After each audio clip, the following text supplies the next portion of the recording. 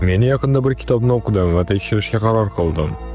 Bir Da Vinci qizga manipulyatsiya ishlatamiz. Mulohaza: shunchaki uning yonida haqiqiy ekanligimizni his qilish kerak. Qolganlar esa shunchaki soxta. Tekshiramiz. Salom, siz bu yerda tez-tez bo'lib turasizmi yoki bu tasodifmi?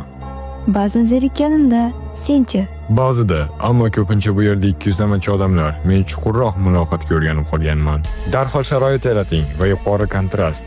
U boshqalarga o'xshamasligi va ajralib turishni his qiladi. Qo'shilaman, bu yerda ko'pchilik faqat o'zlarini xursandchiligi uchun. Siz ularga o'xshamaysiz, to'g'rimi? Yo'q, men samimiy suhbatdosh qidiryapman. Biz uni o'zini o'zi himoya qilishiga undaymiz. O'z qadr-qimmatini isbotlashga majbur qilamiz. Samimiymi?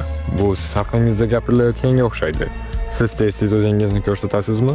Men bunday demagan bo'lardim. Shunchaki noto'g'ri tushunganlarni yoqtirmayman. Shaxsiy provokatsiya. Biz uni xatti-harakat haqida o'ylashiga majbur qilamiz. Tushundim. Men ham odatda shundayman. Hammaga o'xshashni xohlamayman. Meni samimiy sifatida ko'rishni afzal ko'raman. Ha, bu muhim. Shunday qilib haqiqiy aloqalarni o'rnatish osonroq. Biz hissiy langarni o'rnatamiz. Siz u bilan samimiy suhbat qurayotganingizni his qildiramiz. Aniq, aytgancha, suhbat qanchalik tez chuqurlashganini payqadingizmi? Go'yo siz bilan mening fikrim bir joydan chiqayotgandek. Siz bu bilan uning ahamiyatini oshirasiz. Hissiyot yaratamiz. Kerakli vaqtni kutish, bir nechta to'g'ri iboralar va u his qilishni boshlaydi.